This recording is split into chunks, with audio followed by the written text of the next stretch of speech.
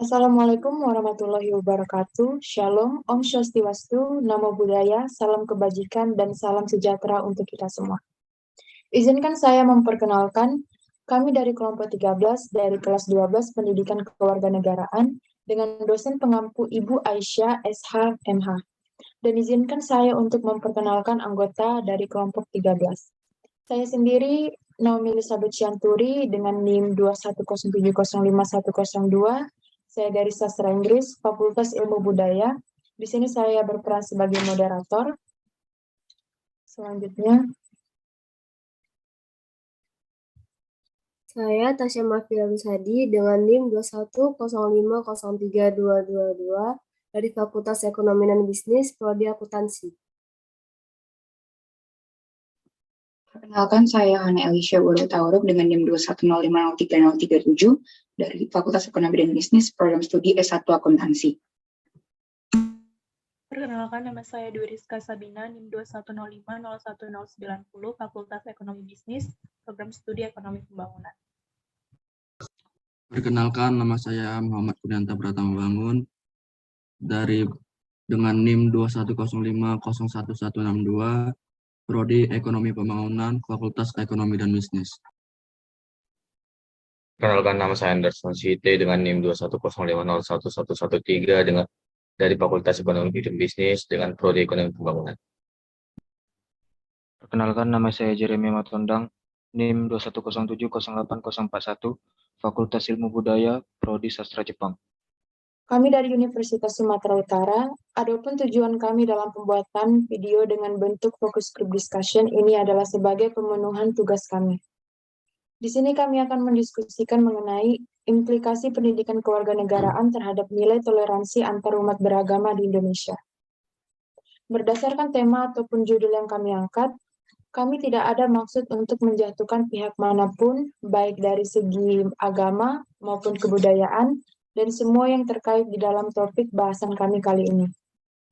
Apabila terdapat kesalahan baik dalam penyampaian maupun dalam materi yang kami angkat, kami minta maaf sebesar-besarnya. Baik, untuk masuk ke dalam diskusi, pembahasan kami yang pertama itu adalah apa yang kalian ketahui tentang toleransi antar umat beragama. Menurut saya, toleransi antar umat beragama itu merupakan sikap saling menghormati dan menghargai antar umat beragama, saling menerima, serta terbuka terhadap umat dengan agama yang berbeda. Toleransi umat beragama merupakan nilai, esensi, dan sebuah kewajiban yang harus dilakukan seluruh lapisan masyarakat karena negara Indonesia merupakan negara Bhinneka Tunggal Ika. Toleransi mengandung pengertian adanya sikap seseorang untuk menerima perasaan, kebiasaan, pendapat, atau kepercayaan yang berbeda. Sedangkan kerukunan antarumat beragama adalah keadaan hubungan antarumat beragama yang dilandasi toleransi, saling pengertian, dan saling hormati. Kerukunan antarumat beragama sangat penting bagi negara karena menjadi prasyarat terwujudnya integrasi nasional yang merupakan prasyarat keberhasilan pembangunan nasional. Oke, selanjutnya untuk diskusi yang kedua, menurut kalian bagaimana cara menerapkan ataupun menanamkan nilai toleransi di dalam diri kita sebagai manusia? Yang pertama itu, kita harus menumbuhkan rasa nasionalisme. Sebagai warga negara Indonesia, kita tahu bahwa dalam sila pertama Pancasila, aspek agama disebut pertama kali, yaitu ketuhanan yang Maha Esa. Nah, hal ini merupakan pertanda bahwa agama merupakan salah satu kebebasan manusia untuk meyakini apa yang diyakininya. Kemudian yang kedua, kita harus bijak dalam bermedia, karena saat ini kita tahu bahwa tidak mudah menyerap segala informasi dan isu-isu yang beredar sebelum ditelaah kebenarannya. Apalagi berita hoax itu kan marak terjadi dan beredar di mana-mana. Dan terkadang ada saja berita atau isu-isu yang mengandung ujaran kebencian, menyulut amarah masyarakat, serta memojokkan atau menuduh kelompok atau oknum tertentu. Nah, kemudian berdasarkan data dari Kementerian Pendidikan dan juga Kebudayaan atau Kemendikbud sendiri, mereka menjabarkan bahwa terdapat 9 cara terbaik untuk menumbuhkan sikap toleransi, diantaranya sebagai berikut ini.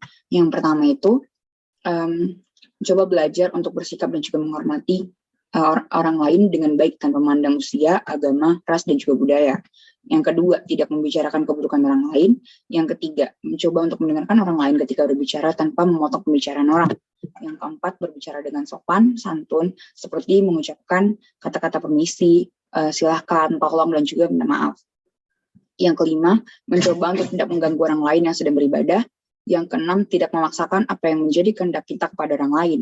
Yang ketujuh, menerima orang lain yang berbeda dengan kita, baik dari segi fisik, agama, dan juga ras. Yang kedelapan, pastinya kita juga harus menghargai diri kita sendiri, serta yang kesembilan, menghargai privasi orang lain. Misalnya dengan cara mengetuk pintu sebelum masuk, meminta izin sebelum meminjam barang orang lain. Nah, dari 9 poin tadi kita dapat mengambil intinya bahwa sikap toleransi ini dapat kita tanamkan dan juga kembangkan dalam diri kita agar kiranya melekat dalam diri kita dengan melalui hal-hal sederhana yang berdasarkan norma-norma yang sudah ada dan dipelajari dari usia kecil. Setelah itu pada diskusi yang ketiga, apa saja yang menjadi dampak apabila toleransi ini tidak dipelajari atau bahkan tidak diaplikasikan dalam kehidupan kita sehari-hari? Kerukunan antar umat beragama sudah seharusnya dijaga karena pada dasarnya semua manusia adalah saudara. Saling menghormati adalah salah satu kewajiban dan menjaga kerukunan antar umat beragama. Jadi kerukunan umat beragama merupakan konsep yang digerakkan oleh pemerintah dalam upaya menciptakan kehidupan masyarakat antar umat beragama yang rukun. Jika antar umat beragama tidak saling menghormati dan melaksanakan ibadah, maka menimbulkan kekacauan dalam hidup masyarakat dan kondisi tersebut tidak dibenarkan oleh agama manapun. Adanya perpecahan bangsa yang terjadi karena konflik sosial dalam kehidupan masyarakat. Bisa karena ekonomi, status sosial, ras, suku, agama, dan kebudayaan. Memandang masyarakat dan kebudayaan sendiri lebih baik, sehingga menimbulkan sikap merendahkan kebudayaan lain. Sikap ini mendorong konflik antar kelompok, terjadi konflik ras, antar suku, atau agama. Terjadinya kemunduran suatu bangsa dan negara. Karena pemerintah sulit membangun kebijakan, kurangnya partisipasi masyarakat dalam membangun menghambat usaha pembangunan dan pemerataan sarana dan prasarana. Pelaksanaan sikap toleransi juga menghindari tidak menempuh tindakan yang melanggar norma. Maka dari itu kita harus belajar untuk bertoleransi antar umat beragama, ras, ataupun status sosial. Nah, seperti yang sudah dikatakan dengan rekan saya tadi, bahwa hal yang dapat terjadi apabila tidak ada sikap toleransi, yakni masyarakat menjadi tidak rukun dikarenakan tidak adanya sikap saling menghargai. Hal ini juga dapat menimbulkan terjadi adanya kecemburuan sosial dengan mindset yang tertanam bahwa adanya pihak yang lebih diunggulkan. Sebagaimana yang akhirnya menimbulkan perpecahan konflik. Bahkan yang lebih parahnya lagi, tidak memungkinkan terjadinya perpecahan yang mengancam integrasi bangsa. Hidup dalam rasa saling curiga, munculnya paham etnosentrisme, di mana paham etnosentrisme ini merupakan suatu persepsi ataupun pandangan yang dimiliki oleh masing-masing individu yang menganggap bahwa kebudayaan yang dimilikinya lebih baik daripada kebudayaan yang lain, atau membanggakan kebudayaannya sendiri dan juga menganggap rendah budaya lain. Atau secara singkatnya, bahwa etnosentrisme ini dapat dikatakan sebagai sikap fanatisme. Kemudian masyarakat akan hidup dalam percocokan. Masyarakat yang berbeda agama, budaya maupun ras akan terlibat dalam konflik yang berkecambuk, baik itu di dunia nyata maupun di media sosial seperti yang lumrah terjadi pada saat-saat ini. Nah, otomatis tidak akan ada ketentraman dalam kehidupan masyarakat. Bahkan karena tidak ada toleransi, dapat juga memicu terjadinya perang saudara. Baik, untuk diskusi yang keempat, kalian ada tahu nggak mengenai kasus-kasus ataupun berita yang terjadi di Indonesia yang berkaitan dengan toleransi?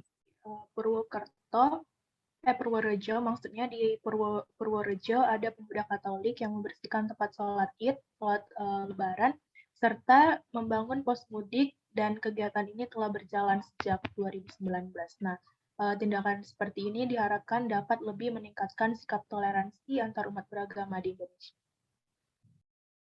Ada berita penutupan warung makan ketika bulan Ramadan secara paksa di Kecamatan Bandar, Kabupaten Bener Meriah. Menurut saya alangkah baiknya ketika puasa masih ada warung makan yang buka, karena banyak saudara-saudara kita yang non-muslim bisa membeli atau makan siang di warung tersebut. Adapun konflik antar umat beragama yang dapat disebabkan oleh berbagai macam faktor, mulai dari agama, budaya, politik, hingga ekonomi. Persoalan pendirian rumah ibadah merupakan faktor konflik yang paling sering terjadi, seperti pendirian gereja GKI Yasmin di Bogor, pendirian gereja HKBP Villa di Bekasi, dan pendirian Masjid Nur Musafir di Kupang. Meskipun begitu, kasus-kasus konflik ataupun perselisihan kecil harusnya segera diselesaikan dengan cepat dan bijaksana agar konflik tersebut tidak semakin meluas. Kemudian diskusi yang terakhir, berdasarkan topik yang kita bawa nih, mengenai implikasi pendidikan kewarganegaraan terhadap nilai toleransi antarumat beragama di Indonesia.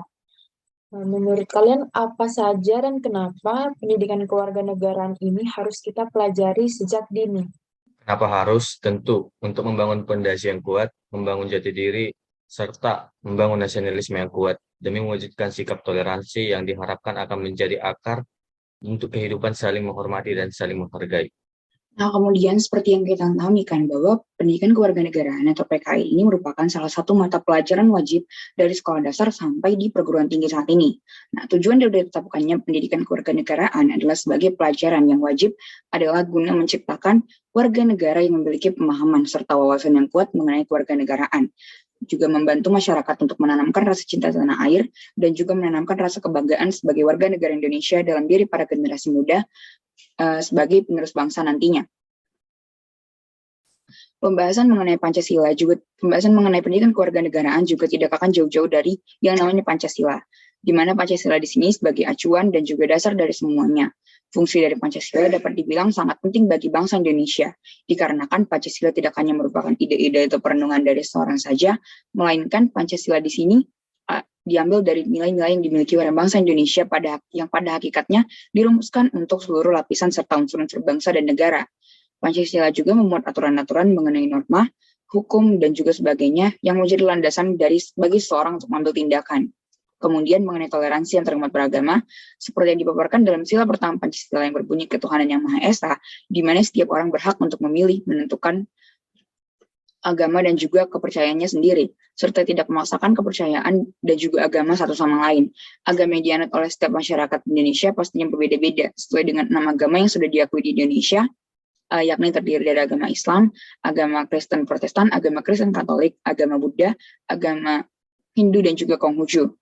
Di mana dengan adanya perbedaan tersebut, hendaklah kita yang berbeda-beda ini tetap menghormati dan juga menghormati dan juga menghargai orang berbeda kepercayaan dari kita. Misalnya di dalam hal kecil seperti menghargai orang sedang berpuasa dan juga menunjukkan sikap toleran kepada semua warga.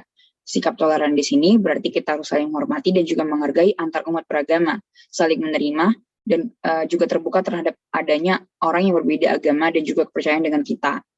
Pentingnya sikap toleransi ini untuk dipelajari sejak dini agar membuat suasana dan juga situasi yang harmonis serta meningkatkan persatuan dan juga kesatuan bangsa Indonesia yang merupakan negara multikultural dengan berbagai keragaman antara lain beragam suku, ras, bahasa, dan juga agama.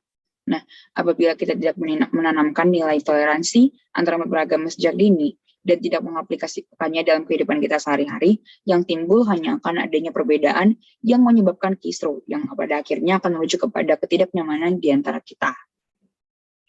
Kemudian untuk hasil kesimpulan diskusi kami ini akan dibacakan oleh rekan saya bernama Jeremia yang berperan sebagai Neofilen dari kelompok 13.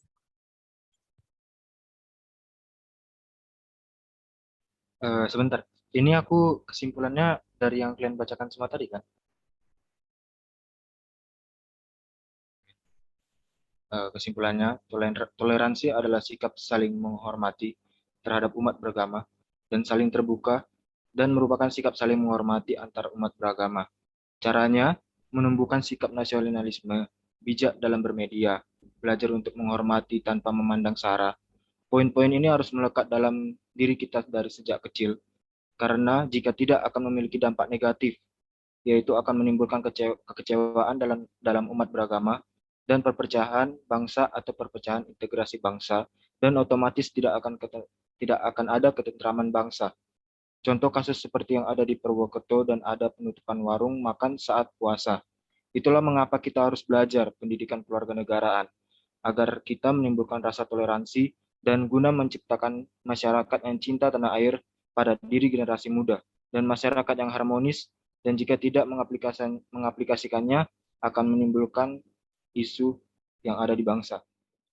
Baik, sekian diskusi dari kami mengenai implikasi pendidikan kewarganegaraan terhadap nilai toleransi antar umat beragama di Indonesia.